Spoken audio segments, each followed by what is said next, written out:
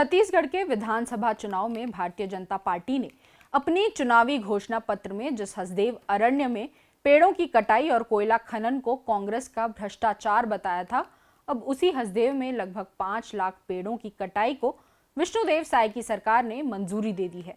जिस केते एक्सटेंशन कोयला खदान के लिए पेड़ों की कटाई होनी है वह राजस्थान सरकार को आवंटित है और जिस एमडीओ के तहत अडानी समूह को सौंप दिया गया है।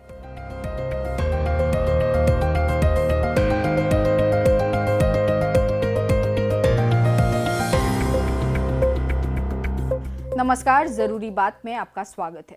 छत्तीसगढ़ में भारतीय जनता पार्टी विपक्ष में रहते हुए हसदेव अरण्य क्षेत्र में पेड़ों की कटाई के खिलाफ न सिर्फ मुखर रही बल्कि अपने घोषणा पत्र में भी इस मुद्दे को प्रमुखता से जगह दी।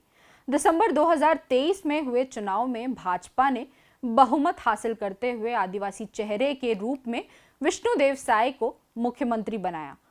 जनता ये उम्मीद कर रही थी कि हसदेव अरण्य में पूर्व कांग्रेस सरकार द्वारा परसा कोल ब्लॉक एवं परसा ईस्ट केते बासिन कोल ब्लॉक के दूसरे चरण हेतु दी गई स्वीकृतियों की जांच और कार्रवाई होगी, लेकिन ये भ्रम जल्द ही टूट गया। शपथ लिए हुए नए मंत्रियों के बीच विभागों का बंटवारा भी नहीं हुआ था कि हसदेव में फोर्स की उपस्थिति में हजारों पेड़ों को काट दिया गया। सिर्फ पहले से संचालित परसा ईस्ट केते बासिन ही नहीं बल्कि नए परसा कोल ब्लॉक, जिसकी फर्जी ग्राम सभाओं की शिकायत की जांच राज्य अनुसूचित जनजाति आयोग में जारी थी, उसकी जांच रिपोर्ट की प्रतीक्षा किए बिना ही पेड़ों को काटकर उत्खनन का कार्य शुरू करवा दिया गया। इन समस्त कार्रवाइयों का साय सरकार ये कहते हुए अपना बचाव करती रही कि इन खदानों की स्वीकृति पूर्ववर्ती कांग्रेस सरकार ने दी है, लेकिन भाजपा को खुद को बचाने की ये दलीलें अब पूरी तरह से झूठी साबित हुई हैं। जब हसदेव अरण्य के ही केते एक्सटेंशन कोल ब्लॉक की वन स्वीकृति का मामला उजागर हुआ। हसदेव अरण्य में राजस्थान को 3 कोयला खदानें आवंटित की गई हैं। पहली है परसा ईस्ट केते बासिन 1 और 2, दूसरी है परसा और तीसरी है केते एक्सटेंशन। इन तीनों की कोयला खदानों की कानूनी प्रक्रिया को राज्य सरकार का ही अनुसूचित जनजाति आयोग फर्जी ठहरा चुका है। तीनों की खदानों को लेकर भारत सरकार का wild life institute of India आपत्ति जता चुका है और कह चुका है कि एक भी खदान खुलेगा तो मानव हाथी द्वंद्व विकराल रूप ले लेगा। हसदेव की सभी खदानों को रद्द करने के लिए भाजपा और कांग्रेस के विधायकों ने सर्वसम्मति से विधानसभा में संकल्प पारित किया, लेकिन पहले 2 खदानों की सारी अंतिम मंजूरी कांग्रेस पार्टी की सरकार ने जारी की और अब तीसरी खदान यानी केते एक्सटेंशन पर कुल्हाड़ी चलाने की अनुमति विष्णुदेव साय की सरकार ने जारी की है। इसे लेकर कांग्रेस नेताओं ने भाजपा सरकार पर तीखा हमला बोला। भूपेश बघेल ने राज्य की भाजपा सरकार पर हसदेव में वन मंजूरी की सिफारिश करके आदिवासी समुदायों और वन संरक्षण के वादों को धोखा देने का आरोप लगाया है।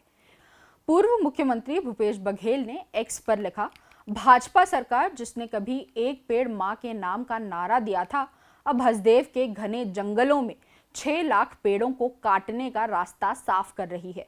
केते एक्सटेंशन कोल ब्लॉक की पर्यावरणीय और वन स्वीकृति को हमारी सरकार ने रोके रखा था, लेकिन भाजपा सरकार ने अब इसे मंजूरी दे दी है। नया खदान चालू करने का आवश्यकता क्या है? इसका मतलब ये है नया खदान खोल के भी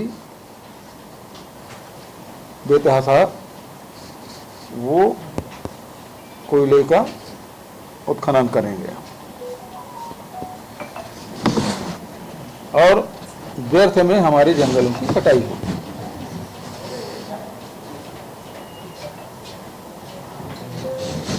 और इसके जो प्रारंभिक जो अनुशंसा है वो रमन सिंह जब मुख्यमंत्री थे तब उन्होंने दी थी। हालांकि जुलाई 2022 में विधानसभा में सर्वसम्मत से हसदेव के वनों में कटाई रोकने का प्रस्ताव किया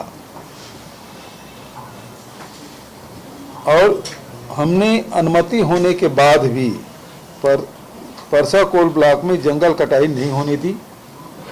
राजस्थान विद्युत निगम को कह दिया था इसकी पूरी आवश्यकता पहले खदान PKP से पूरी हो रही है, दूसरे या तीसरे ब्लॉक खोलने की अनुमति नहीं दी जा सकती। और हमने केंद्र सरकार को पत्र भी लिखा और परसा कोल ब्लॉक रद्द करने की मांग की। आज अडानी के फायदे के लिए छत्तीसगढ़ के शानदार जंगलों की कटाई और हसदेव बांध के जलग्रहण क्षेत्र को विष्णुदेव सरकार ने बलि चढ़ा दी है। भाजपा सरकार ही अडानी के फायदे के लिए काम कर सकती है और हम हर हाल में छत्तीसगढ़ की जनता के साथ खड़े हैं। भाजपा ही नारा लगा सकती है, एक पेड़ मां के नाम और सारा जंगल अडानी के नाम।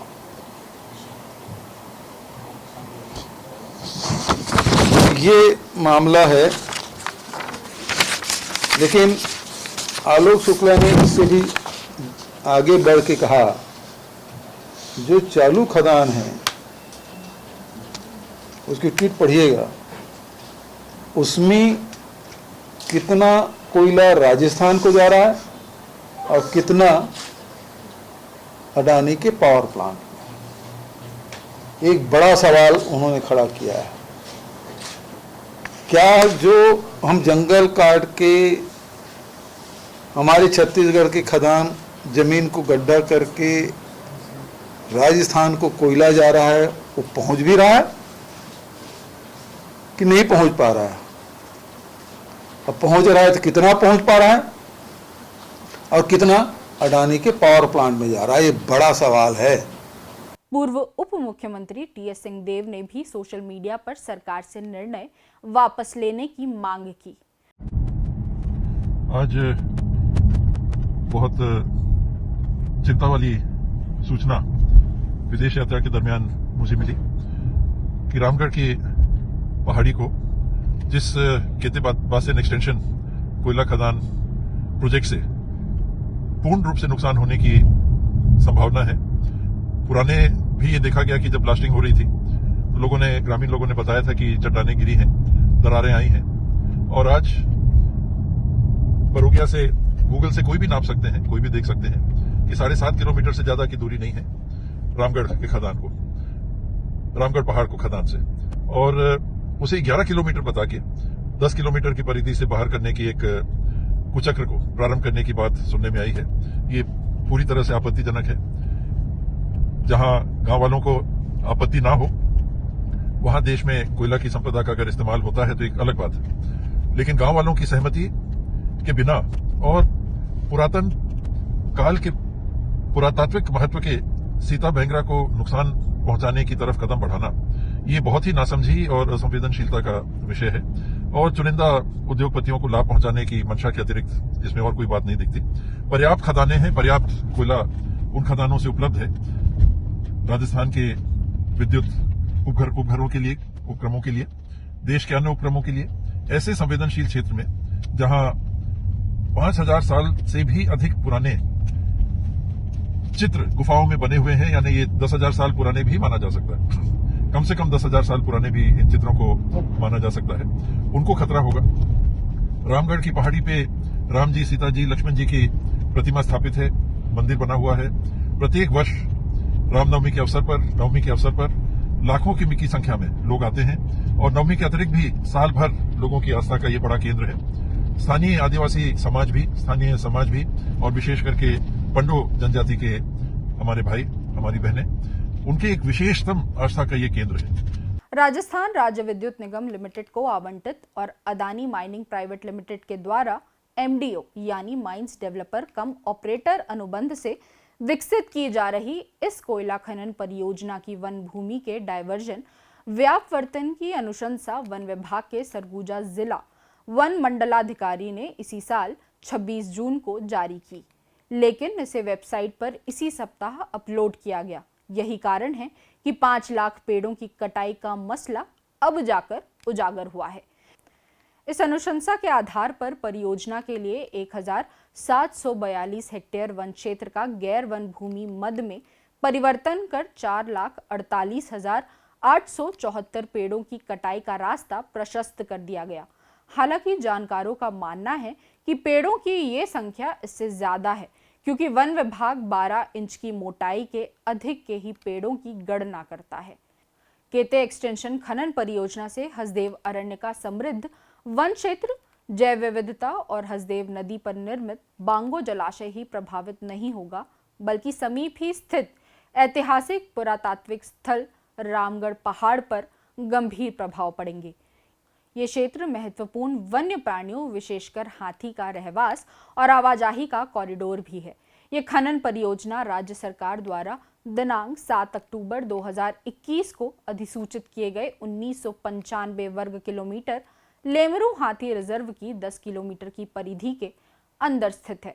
यही कारण था कि वन विभाग के ही वन संरक्षक कार्यालय प्रोजेक्ट एलिफेंट सरगुजा ने 13 अगस्त 2020 को अपर प्रधान मुख्य वन संरक्षक को लिखे गए पत्र में केते एक्सटेंशन कोल ब्लॉक की वन स्वीकृति देने की प्रक्रिया पर आपत्ति दर्ज की थी।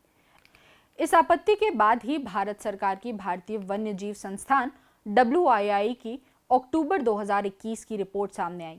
संपूर्ण हसदेव अरण्य की जैव विविधता का अध्ययन करने वाली WII ने राज्य सरकार को सौंपी अपनी रिपोर्ट में लिखा है, हसदेव में खनन परियोजना की स्वीकृति संपूर्ण छत्तीसगढ़ में मानव हाथी संघर्ष को इतना विकराल बना देगा कि भविष्य में राज्य सरकार को उसे संभालना मुश्किल होगा। WII और ICFRE दोनों ने हसदेव अरण्य में खनन के परिवर्तनीय दुष्प्रभावों को रेखांकित किया, परंतु इन सभी तथ्यों को नजरअंदाज करते हुए परियोजना की वन स्वीकृति हेतु राज्य सरकार द्वारा अनुशंसा कर दी गई। इसी कोयला खनन परियोजना की भूमि अधिग्रहण की कार्यवाही केंद्रीय कोयला मंत्रालय द्वारा शुरू की गई थी, जिस पर छत्तीसगढ़ शासन खनिज साधन विभाग ने दिनांक 19 जनवरी 2021 को आपत्ति दर्ज करते हुए भूमि अधिग्रहण की कार्यवाही रोकने का आग्रह किया था। महत्वपूर्ण है कि 26 जुलाई 2022 को छत्तीसगढ़ विधानसभा में विधायक धर्मजीत सिंह, जो भाजपा से विधायक हैं, उनके द्वारा एक अशासकीय संकल्प हसदेव अरण्य में सभी कोल ब्लॉक निरस्त किए जाएं सदन में लाया गया था। उस संकल्प में भाजपा के तत्कालीन सीनियर विधायक ब्रजमोहन अग्रवाल और अजय चंद्राकर ने चर्चा में भाग लेते हुए इस संकल्प का समर्थन किया था। इस संकल्प के बाद ही न सिर्फ परसा कोल ब्लॉक में पेड़ों की कटाई रोकी गई थी, बल्कि केते एक्सटेंशन कोल ब्लॉक की पर्यावरणीय स्वीकृति हेतु पर्यावरण संरक्षण मंडल द्वारा नियत की गई लोक सुनवाई को भी निरस्त किया गया था। लेकिन केते एक्सटेंशन कोयला खनन परियोजना की स्वीकृति से अब हसदेव अरण्य का कुल 5,800 हेक्टेयर जंगल जमीन के विनाश का रास्ता साफ हो गया। राजस्थान और अदानी की इन तीनों कोयला खनन परियोजना से लगभग 12 लाख से अधिक पेड़ों का विनाश होगा, जिसके नुकसान की भरपाई तो कभी संभव नहीं है, लेकिन ये तय है कि इसके गंभीर दुष्प्रभाव की कीमत छत्तीसगढ़ की कई पीढ़ियों को चुकानी पड़ेगी। वन विभाग के द्वारा केते एक्सटेंशन खनन परियोजना की जो अनुशंसा है, यह विधानसभा के संकल्प की अवमानना है, जिसमें यह संकल्प हुआ था कि हसदेव के सभी कोल ब्लॉक निरस्त किए जाएं। यह जो स्वीकृति दी गई है, भारतीय वन्य जीव संस्थान की उन सिफारिशों की और चेतावनी को नजरअंदाज किया गया है, जिसमें साफ तौर पे ये कहा गया था कि हसदेव में खनन परियोजना से अपरिवर्तनीय प्रभाव होंगे, हसदेव बांगो नदी और बांगो बांध के अस्तित्व पे संकट होगा और मानव हाथी संघर्ष इतना व्यापक हो जाएगा कि कभी संभाला नहीं जा सकता। यहाँ तक कि स्वयं वन विभाग के द्वारा इस परियोजना की वन स्वीकृति पर पूर्व में आपत्तियां दर्ज की गई थी। जो भूमि अधिग्रहण की प्रक्रिया कोल मंत्रालय के द्वारा चलाई गई है, उस पर भी आपत्तियां दर्ज की गई थी, लेकिन उन तमाम फैसलों को बदलते हुए और सिर्फ एक कॉर्पोरेट अडानी के मुनाफे के लिए इस खनन परियोजना को स्वीकृति दी गई है। 1742 हेक्टेयर की इस खनन परियोजना में लगभग 97% फॉरेस्ट है और जिसमें ऑफिशियली 5 लाख पेड़, लेकिन इसकी यदि कुल संख्या देखी जाए तो इससे कहीं ज्यादा है, क्योंकि जो गणना है वो 1 फीट के चौड़ाई वाले पेड़ के ऊपर की ही होती है। और जो यहाँ की जैव विविधता है, समृद्ध जैव विविधता है, वन्य प्राणियों का रहवास है, और यदि ये खनन परियोजना चालू होती है तो इसके जो गंभीर दुष्प्रभाव है उससे रामगढ़ का जो पुरातात्विक ऐतिहासिक स्थल है वो भी प्रभावित होगा और संपूर्ण बांगो बांध पे इसका प्रभाव होगा और इसके जो इम्पैक्ट है छत्तीसगढ़ के आने वाली पीढ़ियों को भुगतना पड़ेगा। हम राज्य सरकार से तत्काल मांग करते हैं कि ये जो निर्णय लिया गया है ये गैरकानूनी निर्णय है। ये छत्तीसगढ़ के समृद्ध जंगल और पर्यावरण के विनाश को एक कॉर्पोरेट के मुनाफे के लिए लिया गया निर्णय है। इस निर्णय को तत्काल वापस लिया जाए और हसदेव में खनन परियोजना पर पूर्ण विराम लगाने का निर्णय जो है संकल्प विधानसभा का है उसका सम्मान किया जाए। हसदेव का मुद्दा अब सिर्फ खनन परियोजना की मंजूरी नहीं बल्कि एक गहरे विकास बनाम विनाश के द्वंद्व की मिसाल बन चुका है। संकट ये है कि सरकारें हसदेव की चीख नहीं सुनना चाहती और सरकारी विकास की मशीनें इस सदियों पुराने जंगल को इतिहास बनाने पर तुली हुई है। जरूरी बात में फिर होगी किसी बात पर बात।